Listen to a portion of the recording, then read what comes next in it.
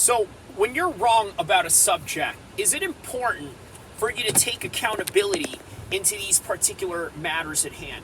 And I think this is one of those redemptions that I think I'd like to confess with you right now. For one, in the previous videos, not that it doesn't matter, they still matter and they are still relevant to that degree. I mentioned something to the effect of how the UFC does not like Sean Strickland being champion because of how risky he is in terms of how he's going to approach his promotion, in terms of how he's going to promote himself behind the mic and the wild things that he's going to say. All these things matter. That is 100%. What we didn't know, and something that is worth mentioning right now, is the ever-growing popularity of Sean Strickland.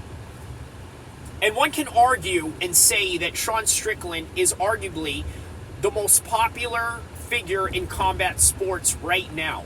Right now.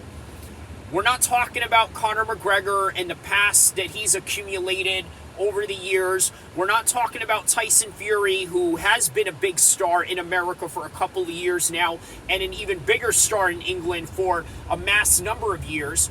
No, we're not talking about that. We're talking about exactly what I talked about when I mentioned in the Champions podcast about how there is no such thing as the greatest of all time. And how it relates to this is because every day it changes. The metrics change within each people every time they go into that sparring session, every Monday, every Wednesday, every Thursday, or whenever it is that you have your scheduled sparring sessions. Lately, what the numbers have shown is that the Octagon post-fight interview of Sean Strickland surpassed Sean O'Malley by 100 miles. We're talking about 2.4 million in one day. Whereas with Sean O'Malley 3 weeks later, after that entire event in Boston, it's still at 500,000, still decent, but what Sean Strickland has going on is Stone Cold Steve Austin levels. And this is the reason why I wanted to bring this up, is because this is literally the quintessential Stone Cold Steve Austin effect. Who is Stone Cold Steve Austin? For those that are not old school wrestling fans and that don't know. And maybe you do know, because even till this day, he is still one of the most marketable, and not only that, most famous pro wrestlers in WWE's history. Okay, and this is a great topic going into the merger of WWE and the UFC coming together with the TKO company, as you've seen in Wall Street as of late. So, what Sean Strickland has going on right now is what you would call an organic rise to fame. This is very similar to Conor McGregor. Now, yes, Conor McGregor has a great management team behind him. By the way, the same management team that Sean Strickland is part of, Paradigm Sports, Izzy is also a part of that company. Although one, and some may argue, something to the effect of Aaron Simpson, one of their Australian employees, broke away from the company, away from El-Kheer, who is the CEO, along with Conor McGregor, of Paradigm Sports, and into their own entity and their own company. And this is who Sean Strickland is affiliated with, these guys.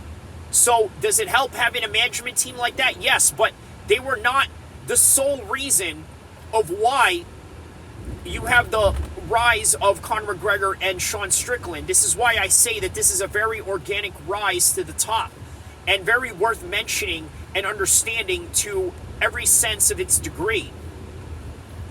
So I compare him to Stone Cold Steve Austin because let's take a look at the career trajectory of Stone Cold Steve Austin.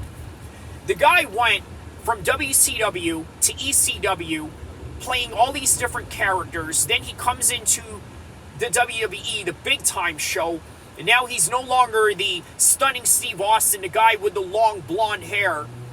Now he's a guy with a shaved head, bald, goatee, looking like a redneck, but something that a lot of people can truly identify with.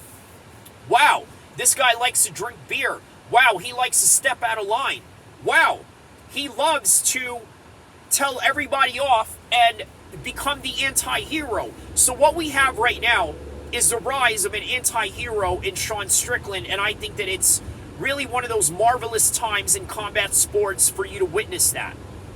When I saw that with Conor McGregor, it was something that we will never see ever again. And this is the reason why, no matter what happens with Conor, he will always be the Conor McGregor that we understand him or thought to be in 2014. Not the Conor McGregor that we know today or anything else. With Sean Strickland, right now, this is the absolute prime of his career. He's made a lot of mistakes in the past. He's created a lot of enemies. He's done a lot of horrible things in terms of how he promoted himself. But by the end of the day, I got to tell you, one of the greatest joys of seeing someone like Sean Strickland rise the way that he did, and the way that Stone Cold Steve Austin became the most famous pro wrestler after all these failed attempts of different characters and different organizations, is a simple fact that it's one of those once-in-a-lifetime moments.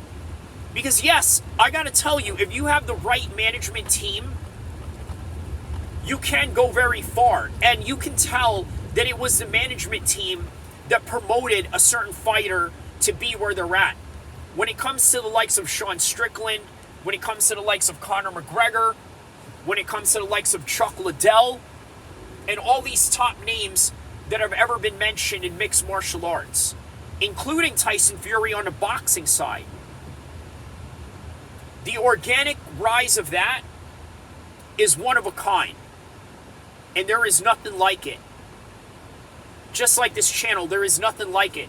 Like and subscribe, because I'm here to talk about MMA in ways that you've never heard before, and show you MMA in ways that you've never seen before. Because oftentimes,